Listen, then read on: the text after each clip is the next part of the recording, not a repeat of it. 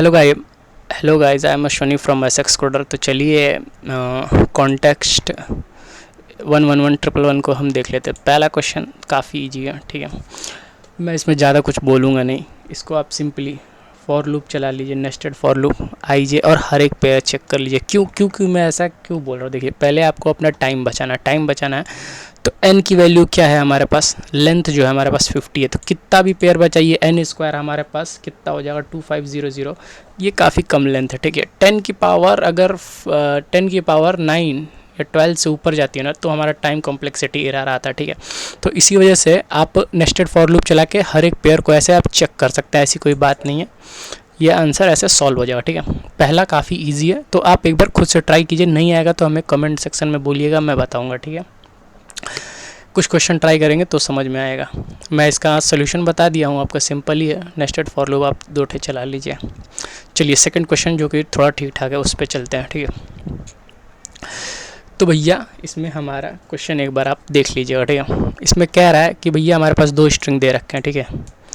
पहले वाले स्ट्रिंग को दूसरे वाले स्ट्रिंग में कन्वर्ट करना है, और हमारे पास कंडीशन क्या है कि एक को हम एक इंक्रीज़ कर सकते हैं या नहीं भी कर सकते हैं, और इंक्रीज़ करेंगे तो ए का बी होगा, ठीक है। और एक और कंडीशन कि जेड जो होगा, अगर जेड को हम इंक्रीज़ करेंगे तो फिर सर्कुलर लूप में आ जाएगा ए की तरफ। तो ऐसे बड़े ए बी सी डी करके पड़ेगा, और जेड के बाद फिर से ए बी सी डी ऐसे करके ये लूप में चलता रहेगा, ठीक है। तो अब हमारे पास ये है। तो इसके बाद हम देखेंगे कि कैसे इस क्वेश्चन को करें, ठीक है। तो आप ध्यान रखिए हमारे पास कंडीशन क्या क्या है। पहले कंडीशन एक बार हम चेक कर लेते हैं, ठीक है। पहला कंडीशन कि z किस में ट्रांसफ़र होगा, a। मतलब कि पहले में अगर z हो और दूसरे में a हो तो ये कंडीशन सही हो जाएगी, ठीक है। और क्या क्या होगा, ये कंडीशन सही हो जाए। और अगर पहले में a हो, ठीक है, और दूसरे में b हो तो ये भी कंडीशन सही हो जाएगी। ये भी दोनों हम इक्वल कर सकते हैं, ठीक है। स्ट्रिंग 1 को स्ट्रिंग 2 के इक्वल करना है और कुछ चीज़ हटा सकते हैं, ठीक है। क्योंकि देखिए पहले तो हमको इस पे समझना है, सब सीक्वेंस बनाना है, ठीक है। सब स्ट्रिंग नहीं बनाना। सब सीक्वेंस मतलब कि बी से कोई भी एलिमेंट उठा सकते हैं। ए के लिए ए उठा सकते हैं, ठीक है। बी के लिए छोड़ सकते हैं। क्योंकि इसमें हमें बी की ज़रूरत नहीं, तो इसको छोड़ देंगे, बस ए और सी उठाएंगे और सी को एक प्लस कर देंगे तो डी हो जाएगा, ठीक है। इस तरीके से हम उठा सकते हैं, ठीक। अब देखिए ध्यान से, ये एक कंडीशन हुआ, आगे की तरफ कर सकते हैं, ठीक है। और क्या कर सकते हैं, तीसरा कंडीशन ए को ए के बराबर भी होगा तो भी हम स्ट्रिंग बना सकते हैं। मतलब ये तीनों कंडीशन ऐसे चलेंगी ना तो हमारा सब सीक्वेंस वाला स्ट्रिंग बनते रहेगा। और अब सबसे इम्पोर्टेंट कंडीशन जो हमारा इस क्वेश्चन को सॉल्व कर देगा, ठीक है, उसकी तरफ देखते हैं। अब वो क्या है कि हमारा जो स्ट्रिंग 1 है, ठीक है, वो आगे की तरफ चलते रहेगा।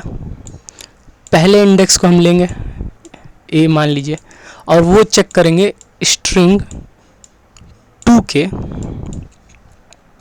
First index, second index, third index, इस तरीके से। देखिए जब तक ये जो फर्स्ट इंडेक्स थर्ड इंडेक्स है, अभी इसको फर्स्ट इंडेक्स से चेक कर लेंगे। अगर ये दोनों मैच कर जाए, इन तीनों में से कोई भी कंडीशन हुआ तो ठीक है आगे बढ़ेंगे, वरना फर्स्ट स्ट्रिंग में से ही आगे बढ़ेंगे हम, ठीक है। क्योंकि ऐसा हो सकता है कि मान लीजिए हमारे पास b और z का कॉम्बिनेशन बनाना, ठीक है, और पहले हमारे पास आ गया है z और b, ठीक है।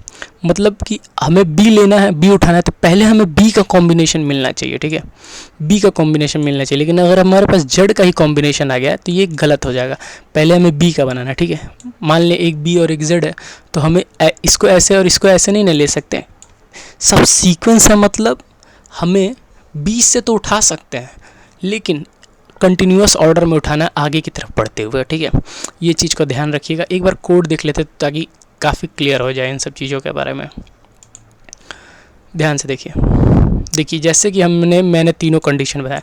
देखिए क्या किया, मैंने स्ट्रिंग पहला लिया, चालू कर दिया कि भैया यहाँ से चलना तू चालू कर दे, 0 से लेके स्ट्रिंग तक। पहला स्ट्रिंग 1 का पहला एलिमेंट उठाया और चेक कर लिया कि क्या इन तीनों में से कोई कंडीशन अगर ट्रू है तो क्या कर देंगे कि दूसरे स्ट्रिंग वाले उस सेकंड स्ट्रिंग के दूसरे वैल्यू को चेक करना चालू कर देंगे। हाँ भैया एक ठे तो मिल गया, ठीक है। इस तरीके से हम इंक्रीजिंग और कंटिन्यूअस ऑर्डर में बढ़ेंगे, ये लेके, ठीक है। और ओ ऑफ एन में ये हमारा सॉल्व हो जाएगा। देखिए ये 3 कंडीशन हमारी है, ठीक है।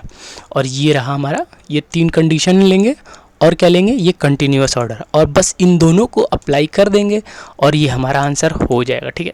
अगर आपको, देखिए मैंने हल्का फुल्का इसमें थोड़े से डाउट रखे हैं, अगर आपको नहीं समझ में आता तो आप कमेंट सेक्शन में मेरे से पूछिए, मैं बिल्कुल जवाब दूंगा इसका, ठीक है। क्योंकि अगर थोड़ा दिमाग अगर आप चलाएंगे तो मज़ा आ जाएगा काफ़ी सॉल्व करने में इसको, ठीक है।